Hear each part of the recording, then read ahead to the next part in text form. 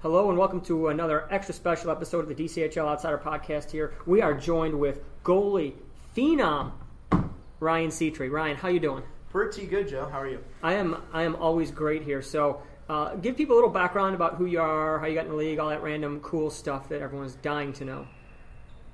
How long of a story do you want? As long as you want. Okay. All right. Well, so it actually started when my girlfriend, Terry Bowen, and I were at a Caps game, and we were waiting in line to get in, and Mike from the Sharks approached us about playing hockey, and he got her to join the team, and I came and watched once, and I decided I wanted to be a part of it too. So that's how I got into the league. That is okay. Yeah. Okay, so I'm not at a loss for words. I'm just trying to think of how to ask this. How did you just being approached by like a random, stranger like that? Okay, I may have left out a more important detail. He was giving out business cards for his podcast, which is weird. But he ended up talking to us, and somehow the topic of ball hockey came up. Okay. And that's how he wasn't like actively recruiting ball hockey players. I guess I made it sound like that. Okay. But he was trying to promote this podcast of his. So he was talking to people in line, and somehow we ended up in conversation with him, and he brought up ball hockey. So that is how we ended up here. Okay, that is unbelievable. I'm done. I can't. I don't know if I can do any more of this. I'm just at a loss for words for once in my life. So okay. Have you played hockey before this? Never. Always been a huge hockey fan, but I've never played. Really? Yeah. Okay. That's any sports growing up then? Baseball and basketball. Always. Okay. Baseball will help you a lot. Yep. Especially the strong glove hand. Yep. Baseball, big time. And actually, I like basketball more. I was better at baseball, but I like playing basketball more. Really? Yeah. Why? I think it was the league I was in. Okay, that could help. I think it was the league I was in. I think I had a lot of issues with just the way the league was run. Okay, how old are you? I'm 24. Okay, I said young man over here. Yeah. I was 22, I think. My first season, I think I was 22. Okay. Where are you from originally? I'm from the Baltimore area. This area, okay. Baltimore area. Still live in the Baltimore area, so it's a little bit of a commute to come down here. I noticed you got the Ravens lanyard, and you got the cap shirt. Yep. Are you a Nationals fan or an Orioles fan? Orioles. Orioles, okay. Yes. I'm all Baltimore. If we had a team, I would root for them in hockey too. But okay, so you're real homer. Yes, the Caps are as local as I get. So okay, that's fair. So when the Ravens won their Super Bowl, which one? I was going to say their first one. First one. The first one. I was 6 years old. I would say were you too young Nope. to appreciate it? I remember so much of that Super Bowl because we had a party at my house, had the purple and black banners hung up all around the house. Yeah, I remember it pretty good. That's a childhood memory right there. Mm-hmm. So I'm going to share something about me. Okay. I'm originally from Buffalo, New York. I think I knew that. Okay. Yep. So you are sad about sports. Well, okay. Well, you were like 6 or 7 when that happened. So I was 6 or 7 when the Bills made their first Super Bowl. The first of the 4. The first one, and I remember. I don't remember much about I don't remember much about the day or whatever. I just remember he missed that kick, and it's just like my dad seemed distraught. So we're on the opposite ends of the spectrum on this one here. You should just be happy that stretch of 4 Super Bowl losses in a row, the social media didn't exist. Oh my God! Because you would have had to delete all your accounts. I'd have loved it. I mean, people. I mean, unless you enjoy the pain. No, I mean, like people dump on the Bills for losing, but like at the end of the day, like you made it to the Super Bowl, you lost on a field goal. Okay, that was weird. Then a lot of those other ones they got into, they were just outmatched. Like, let's be honest here. It's like the one that matters was the first one. The other 3, it's like you got blown out. Like, what are you going to do? So, from your perspective, making the Super Bowl is an accomplishment on its own that should be celebrated. It is, as opposed to focusing on the fact that they lost them. Like, I mean, like the idea of like, hey, they made it to 4, they should have won 1. It's like they made it to 1, they probably should have won that. They're going against the second string quarterback in Jeff Hostetler. But like, you know, you made it to the second Super Bowl against the Redskins, and they crushed you. Like, it wasn't like a 50-50 game. You know, the odds weren't in their favor. When they played the Cowboys, that's like, 30-something, 40-something points. Like, you know, it's great that they made it, but you can't be like, oh, they lost the Super Bowl. It's like, well, they did the best they could. And sometimes the other teams better. These amazing Cowboy teams, like, what are you? Come on. Yeah. So, geez. So you got a second Super Bowl with the Ravens. You got a Stanley Cup with the Capitals here. Yes, I kind of hate you. Yeah. I've never seen the Orioles win a World Series. Yet. 1983. I wasn't. I don't know if my parents even knew each other in 1983. There you go. So I wasn't even close to existing at that point. But, you know, I had the 2014 season was phenomenal. We got swept in the ALCS, but I went to the game that they clinched the American League East division, and that was just the best baseball game I've ever been to. I'm not a baseball fan, but like I went to Camden Yards once. It's beautiful. It was awesome. It was so cool. Like I was walking in, like I had that like mentality, like all those losers who go to like every ball. I went to all the ballparks. I walked in, I saw the thing. I'm like, okay, I get it now. Mm-hmm. I was like, oh, I was so wrong. Yeah. Have you been to you've been to one in Pittsburgh? No, I've only been to 2 stadiums. I went to Camden Yards, and I just recently went to Fenway. If you only ever, Fenway's a good one. I haven't been. I was there, disappointed. But I've been outside of it. I was kind of disappointed with Fenway. It's kind of run down. I mean, it's been around. I mean, when they built it, 1900. But I mean, even still, it's like, you know, with is the baseball podcast for reference. Yeah, right. Yeah, we've been on a serious tangent here. Yeah, but no, it's like, you know, you go to Camden Yards, like there's all these, you know, like there's those statues of like all the like Brooks Robinson and Jim Palmer and all that. Like there was no like, you know, majesty and all that awesomeness that. And the fan experience, they focus really, really good a lot on the fan experience itself. So it's not this like immaculate park, but. You can, if your kid's 9 and under, you bring them for free. They don't really. You don't need. Yeah. Oh, when cool. you buy your tickets online, you put how many 9 or under kids you have. Okay. And they add a ticket. It's free. You bring your kid for free. Oh wow. This is also a podcast to promote Oriole Park at Camden Yards in Baltimore. And they have really good like food and drink policy. You can bring your own food. So a lot of people will go to the harbor. The harbor's right there. They'll go to Chipotle or Chick-fil-A, and they'll just walk in with their own food. And drinks you can bring in free as well, as long as they're sealed. So that's awesome. Actually, I'm like in love with the Orioles now. Yeah, you should be. I mean, it was a cool experience. Just don't look at their record right now. No, I mean it happened. Joe's going to be up ticks, down ticks. It happens. So all right, let's get back to hockey. Yes. Let's get back to the hockey and to you. So what teams do you play on currently? Currently, I'm only actually no. I'm on the Glendale Nightmare, the rec division of DCHL. What do you play there? I just play goalie. Play goalie? And okay. I play goalie for the Zero Pucks Given on Wednesday nights. Okay. Which I won't be next season. The late nights are getting to me. So I will be out of the Wednesday league next year. But I guess it doesn't really matter. But I'm going to be moving up to D4 next season. In DCHL. In goalie? In goal, and I'm going to play for the Blue Knights. Okay.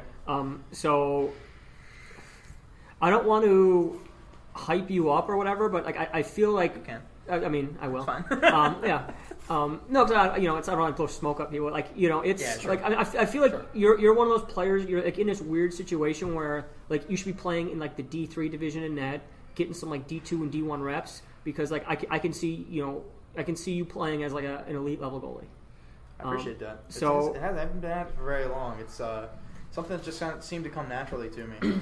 Yeah, I mean it's the catching from baseball. You know, I mean even just swinging a stick around like a bat a little bit. Yep. But like I mean I feel like there's a crop of goalies who are coming up who are like all good who like really just need a couple more reps, a little more experience. I think to do good in high levels. I'd like to get as many reps. I don't want to move up too fast because I don't want to. That's what the sub games are for. Yeah, exactly. I don't want to talk myself into thinking I'm better than I am. Yeah. And then I come into a D3 or D2 and get racked in a game or something, and be super cocky about it and give up 6. Yeah. And then that starts to mess with your head. Well, if you play in D2, giving up 6 is a pretty strong game.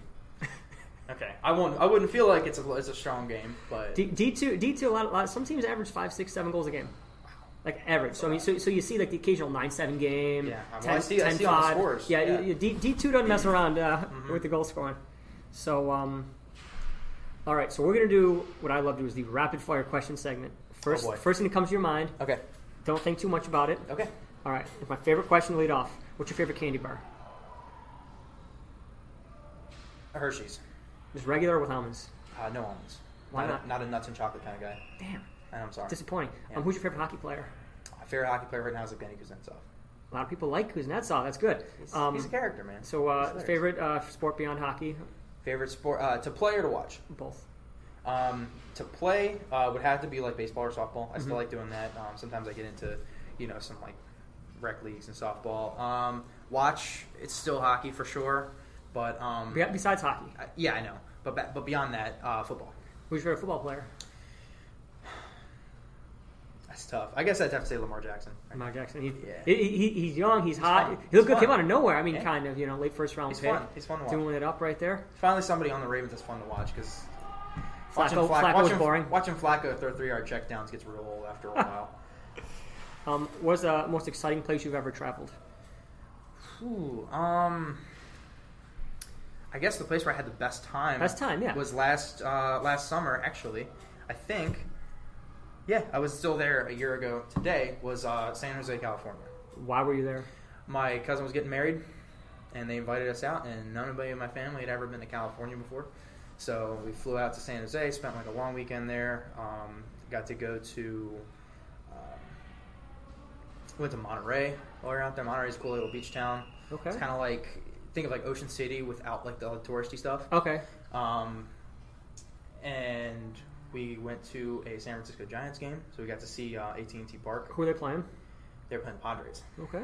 Yeah, and we missed all the exciting stuff because we were trying to get out of there. We didn't know how the traffic was going to be. We were trying to get out of there early, so the game was tied. We left in the 9th inning, and I believe there was like a walk-off home run hit. Like as we got in the car and like walked and like started pulling away, we found out there was like I think it was like Hunter Pence, their walk-off home run or something for the Giants. But we didn't have much of a rooting interest. We were pulling for the Giants just because they're a hometown team, but it's just cool to see the park. See how it is.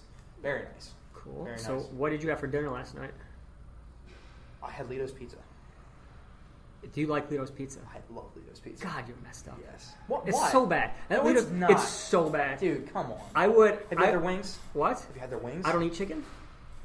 Okay. But I also come from Buffalo, which is like the home of the wing. So, next time I go, dude, So you're like you're the equivalent of like a Marylander that doesn't eat crabs. Yeah, but crabs are also disgusting. No, crabs are disgusting. I don't know how anyone eats a crab. You could give me $1,000 right now and I would not eat a crab. Crabs are disgusting. No. Dude, you don't know what's... Yeah, I was with you for so long. Yeah, You I know. ruined it on this. You ruined it on this Lito's Pizza stuff. You don't know what good pizza is, man. This is the problem. I didn't say I didn't... You like that? Yes, I do. I think it's good. God, it's all right. Look, we're not on this podcast to argue about food. We are actually. I do this every time. That's fine. We can have our disagreements. When you play out, do you prefer slap shot or wrist shot? Lately, my slap shot because I'm actually starting to be able to shoot it consistently. Okay. Before it's like if I could tee one up and I could fire at 80, 85 miles an hour right into the top corner, or I could stub my stick on the floor and just roll it towards the goalie. It was a 50-50 flip. It was one or the other. Now it's starting to be on more. Like 8 out of 10 times I can crank it. So it's good. So what is your favorite thing about the league? Probably the camaraderie. Everybody's cool. Okay. Everybody's cool. I made some friends. Everybody's not everybody, but I'm not here to throw shade. So no, not everybody, but everybody for the most part that I know. I made a lot of good friends here. Who are some of the shout outs you want to give for your friends you made through the league? Some special shout outs, mostly just for getting me to being a goalie and where I am now. Ben Berger, for sure. He's the one that invited me to Gwendolyn for the first time, and that's where I started. I was kind of feeling down about my game on the floor. I didn't really feel like I contributed a whole lot, so I was like, let me just try goalie. I was like, I'm big. I cover a lot of areas. So maybe I'd be a good goalie. So I started asking around. I think I sent Jake Morris a message, and he's like, I don't know a whole lot about that. He's like, but Ben Berger, find him on Facebook, send him a message, and so I did. Told Ben what I wanted to do, and he was like, well, if your Monday nights are free, come to Gwendolyn. We have a set of goalie pads here. You can just use them, train. And so I went for my first time, and pretty good. A lot of people were surprised. They said they were surprised that I'd never played goalie before. That's always good to go through your first game and really wow people. Yeah. Well, what I'm seeing now that I'm seeing other new goalies come through, it's so much beginner's luck. it's so much beginner's luck, man. Like, you can point out a lot of flaws in like the people's positioning, and they could be so out of position, but yet somehow they'll just save. That shot will just nail them square in the pad, even though they're here and they should be over here. The shot just hits them in the pad. But it's, you know, I worked on my game there for a while, and then from then I bought some equipment. It's not the greatest stuff, but it worked. So I bought some equipment, and then they started having the tournaments. I think I played the Thanksgiving tournament as a goalie. Did all right. Got some compliments from people, and then let's see. I think after that, I messaged Suds and asked him if he could put me on the sub list just to get some sub appearances in the league. And I just stopped right there. That is okay. So anyone is interested in trying out playing goalie or trying out in a different division higher like that. That's exactly what you do. Go tell us. Get some opportunities. That's the exact 100% way to do it. And send a message to either David Altschuler or Ben or anybody else that's affiliated with the Gwendolyn umbrella, and they can get you coming to Monday pickups. It's super laid back. We don't even keep score. So just play on a gym floor, have some fun. It's a great way to get to train, try new things in a setting where it's pretty forgiving. If you shoot it into your own net, who cares? It don't matter. Is that encouraged though? No. But special shout out to Pete Lang, who did that to me last week. Thanks a lot, Pete. Okay, so moving forward, do you have any goals for hockey? Well, I accomplished my main goal twice last season, and that was winning titles. Hashtag fear the 5 seed. Yep, fear the 5 seed. Oh, yep. That was for the Zero Pucks Given, rocking the neon orange jerseys on MDHL, and then it was the Gwendolyn. Nope, that was the Sharks. Oh, Jesus. Yeah, it was the Sharks. That's right. That's right. It was the Sharks. You play for Gwendolyn now. Yeah, the Sharks. That was unbelievable. We went on quite a run. Team got hot at the right time. I think both of those teams combined to win, 6 regular season games. But somehow, the regular season to build chemistry, figure it out, and develop that way. And then you get into the playoffs, and hopefully you win some games. Exactly. So that was crazy. 2 for 2 on that one. Yep, 2 trophies. So I've won my championship. That's fun. But I think just to keep moving up. I don't want to stay in D4 too long. I'd like to play maybe a season or 2 there, and then just keep moving up and just keep developing and being the best. I also like to develop my game on the floor. I don't want to get stuck to just being a goalie. That's fair. Did you play offense or defense predominantly? When I first started, I was on the wing. My God. When I first started, people don't like you on the wing, apparently. Yeah, I guess not. When I first started, I was on the wing. I played a few games at center, just because I discovered that I'm semi-decent at taking face-offs. Goes a long way. Yeah, and then basically now I just play defense on Zero Pucks Given when you got on the goalie. I'm full-time goalie there now too. You are, okay. Yeah. Last season it kind of bounced around a bit. It was It was because we had Eric Albury. Mm-hmm. He he broke a couple ribs in one of the tournaments. Yeah, he was done for a while. So Sharon just said, "Hey, can you play goalie until Eric gets back?" So I did. Played a couple regular season games, and then right before the playoffs, Eric's ribs were healed and he was fine. And he took us to a championship. So yeah, it was kind of touch and go there for a while. I didn't really know what was going on. It was just the day before Sharon would say, "Hey, you get to play goal, or we don't need you to play on the floor." So. All right, so you can catch Ryan out there for the Gwendolyn Nightmare right now. Yes, sir. And for Zero Pucks Given. And look for him for some exciting sub-opportunities. Hopefully plays in the higher divisions. It keeps progressing and all that. D3 teams, if you need a goalie, I'll sub for you. There we go. That's good to know. So on that note, we're going to let you go. And thanks for doing the podcast. All right. Thanks, Joe. So special thanks to Ryan for that. It was glad to finally get him on the podcast and, see what is going on in his awesome world. So thanks, Ryan, and you can see him on his teams. And if you need a sub goalie, let him know because he can do it all. So speaking of doing it all, we are doing some Monday MDHL action to start off here. We had the Cluster Pucks against the Net Sticks and Chill team. Cluster Pucks get a hat trick from Carlos Cruz to start off, and Sam Berkeley scores to make it 3-1 in the second, but the 3 goals from Carlos, more than enough to get there. So that was the exciting Monday game here. Yes, the teams are both kind of interesting. A lot of players being promoted from the rec division up to D3. It's nice to have that little, kind of in-betweener kind of division to have a bit of a pipeline from players to go from rec to the higher divisions, and hopefully the D3 division is able to do so. So, fingers crossed for Wednesday. We're not sure what the landscape's going to look like. We've got a draft division coming up. We're going to have probably some players moving around here and there. It's going to be exciting, so we'll see what comes of it. We have the next game of, I guess we're going back to last Wednesday. If I keep forgetting. We're going back-to-back Cluster Puck action here, though. So, Cluster Pucks playing the Lucky Pucks in the early game here. We had Lucky Pucks start off, goal by Steve. Cluster Pucks get a goal from big-time Mike Porter right there. Big goal for him. Lucky Pucks get another one from Steve. Lucas responds for the Cluster Pucks, making it a 2-2 game. Darren makes it 3-2 Cluster Pucks, but Jamie Campafelice comes in big to tie it up with a power play goal in the remaining moments for the Lucky Pucks 3-3 game. Super exciting. Really cool. Glad to see a nice close game there. Awesome all around. We're going back to Net Sticks and Chill against the Rogue One-Timers here. Dustin scored to start off. Net Sticks and Chill 1-0.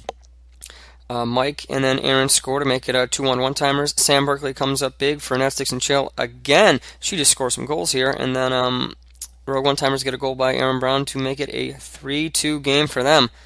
Very exciting match right there. A lot of potential on both teams, and we'll see what happens there. We're going to D1 right now. Tnt Barbarians here.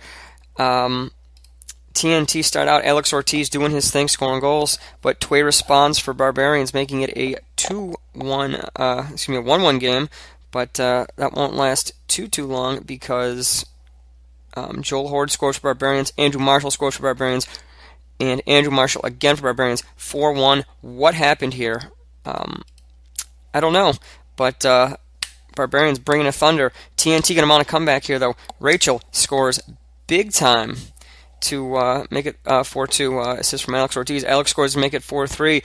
Barbarians going to let this lead slip out of their hands. Can we believe it? No, they don't. This is a 4-3 win for the Barbarians here. We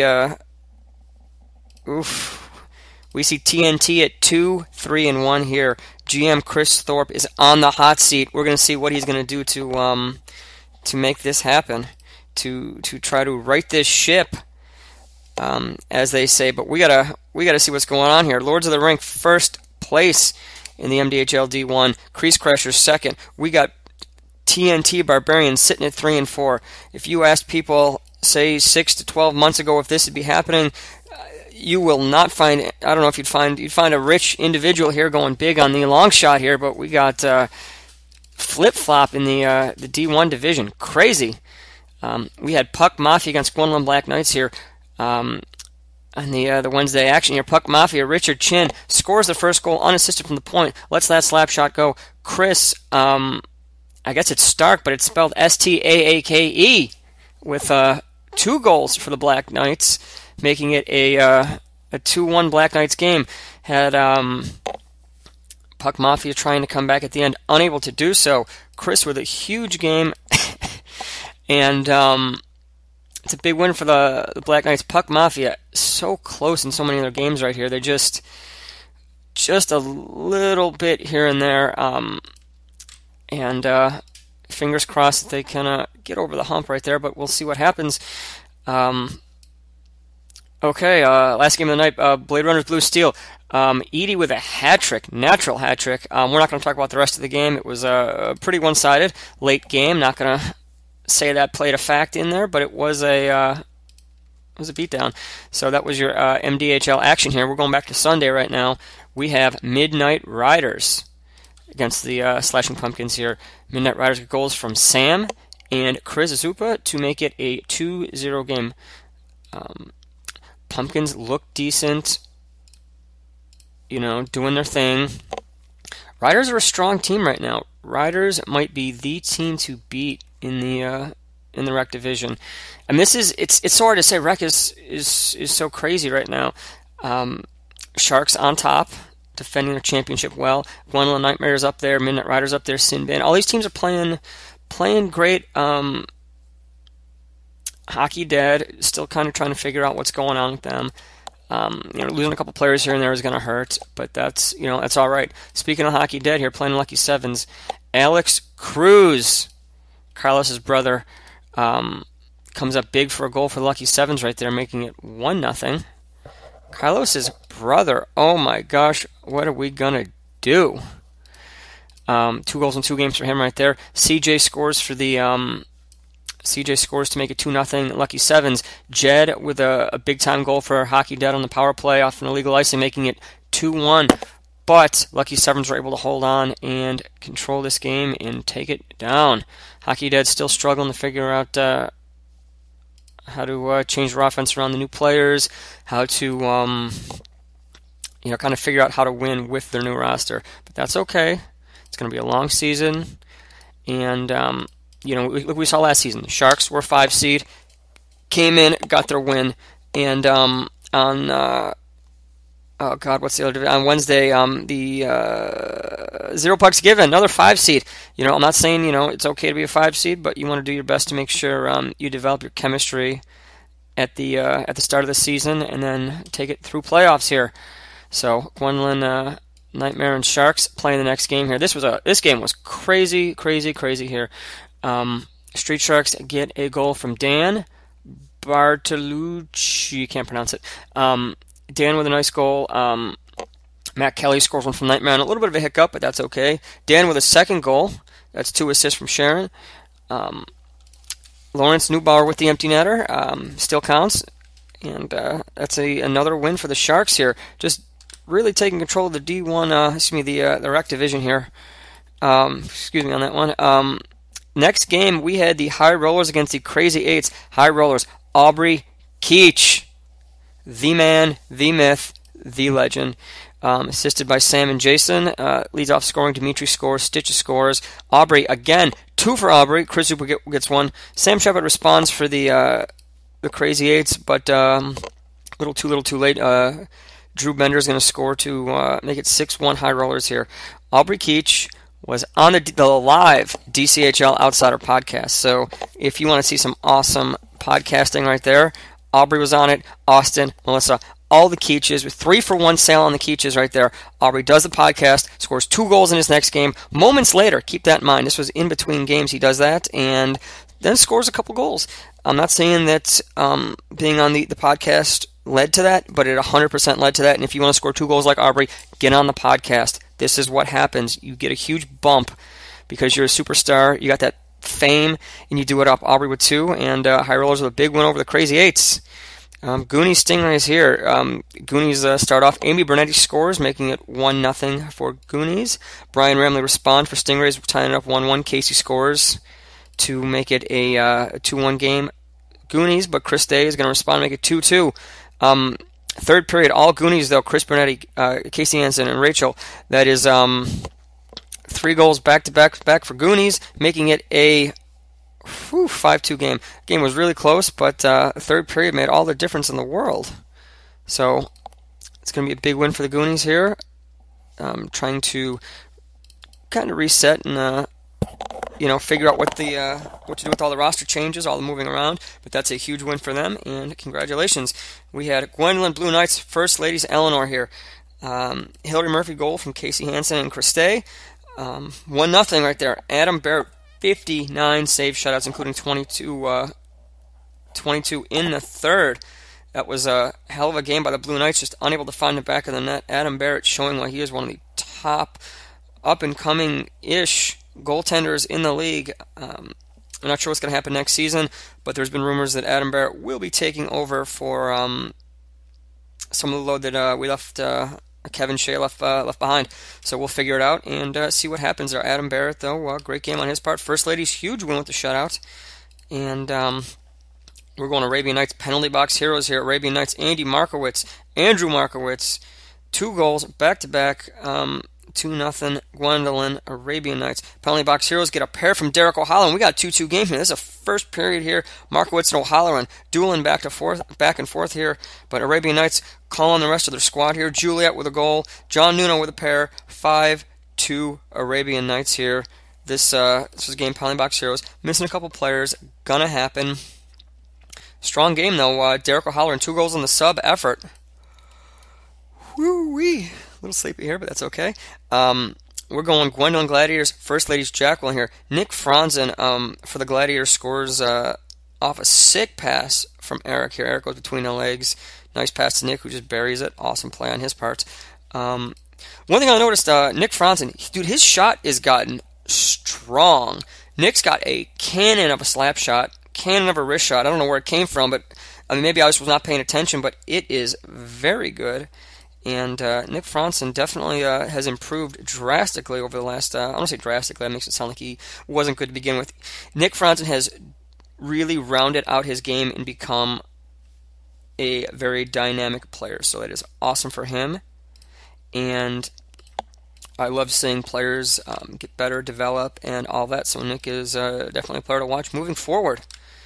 We got All Blacks against the Irate Puck Assassins. IPA in the house. Brendan McLean leads off scoring from Justin and Allison Rapp, making it 1-0. Wendy scores, making it 1-1. All Blacks going to tie it up there. Then All Blacks get a little surge. Mike Johnson and then Jim Keefe. Two goals there. 3-1 All Blacks. Justin Yaros. IPA brings it back. Wendy scores again. Mike scores again. We got a 5-2 game. This game's got to be over, right? Oh, wait. AJ scores 5-3. Laliberte responds, making it 6-3. But we got Curtis here, 6-4. Justin again on the power play off an illegal icing, 6-5. This game is back and forth. Instant classic right here. IPA unable to score in the final moments. 6-5 game. Amazing battle. And both teams played really well, so that's exactly what you want to see in the D3 division. Speaking of the D3 division here, All Blacks are on top right now, but they're being chased by the Arabian Nights, IPA, and the Goonies. All the teams doing well. Penalty box heroes kind of cooling down off that strong start. We're going to see what happens moving forward with them. Stingray still trying to figure out what they can do to jumpstart their offense, but D3 division looking good. Yes, so we, D3 is such a weird division. For a while I had 5 teams, couldn't really figure out what to do with it, how it was going on. It's starting to turn into a really good division, so that's pretty exciting. I don't really know what to say moving forward with that division, but I think it's in a good spot. Hopefully there's some room to grow, and hopefully that can become the division where players go from the rec divisions, the D4, where they can start to play against a lot more of the top tier talent and develop in a way to make them, I don't want to say better, but it's a rec league, it's rec hockey, people play for fun. But if you want to take it to the next level, D3 is going to have to be the kind of that point where you get in there, you go at some top tier players, and you develop your game and you become stronger. And if you're in the lower divisions and you're interested in trying to play in the higher ones, just ask suds, hey, any sub opportunities, hey, any chance I can maybe sub for a game here and there, and maybe it'll happen, maybe it won't, but it's a good way to kind of gauge where you're at as a player and if you're able to take the next step. So speaking of the pipeline up to the D2 division, we have Untouchables against the Ball Hogs here. Untouchables get Adam Goldberg back after a little bit of an injury, a little bit of a scare right there, but that's okay. Joe Shea scores, making 1-0. Adam Goldberg 2-0. Ball Hogs respond. Short-handed goal, Matt Chamberlain. Uh-oh. That's a real killer right there, but Untouchables respond. John Gramlich on the power play. Ball Hogs get another goal from Adam Marcus, but Brian Martins, Sam Shepard, Joe Shea score, making it 6-1. 6-2, excuse me. Rachel's going to score for Ball Hogs to make it 6-3, but it's going to be a little too late there. The Untouchables offense is a little too much to handle that game. But Ball Hogs outshot Untouchables. Strong game by Tam in net right there.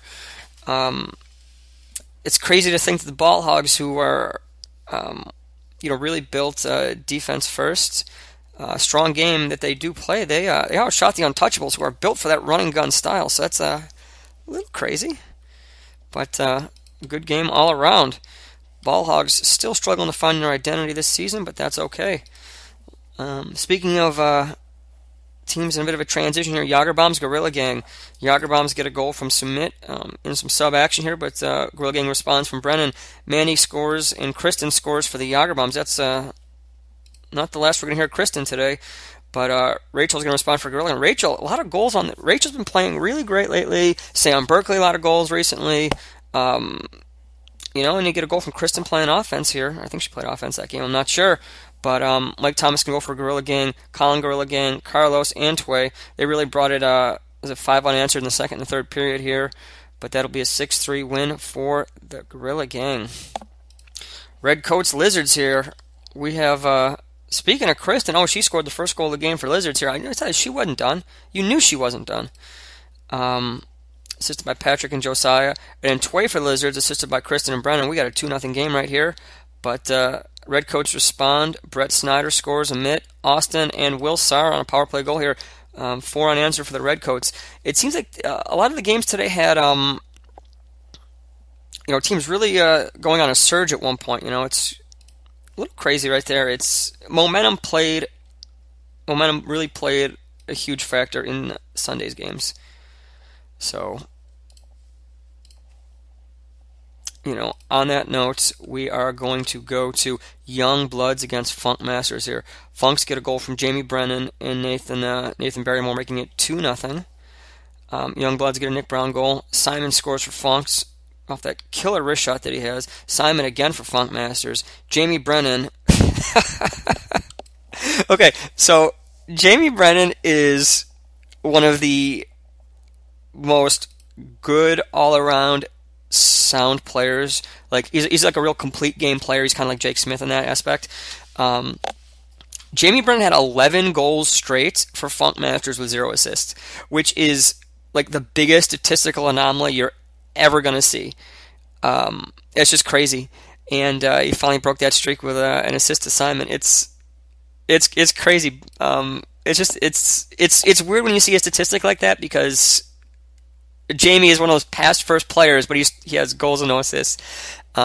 So that was hilarious. And Jamie says, I'm not going to pass all day. He scores, assisted by Keith. Austin's going to score for Youngbloods, but it's going to be a 5-2 game. And that is your DCHL update recap of the week. So, on that note, negative love, no love to John Nuno, who's supposed to do the podcast. We are going to do this one of these days, I swear. Little hiccups as again, so look for John Nuno to be the next guest. Thanks to the Keaches for doing their live cast. Thanks to Ryan for the regular cast. And I don't want to talk about, there's like 1,000 things I want to talk about because I never want to shut up. But I am going to talk about the 2 things. One, the draft league, moving forward.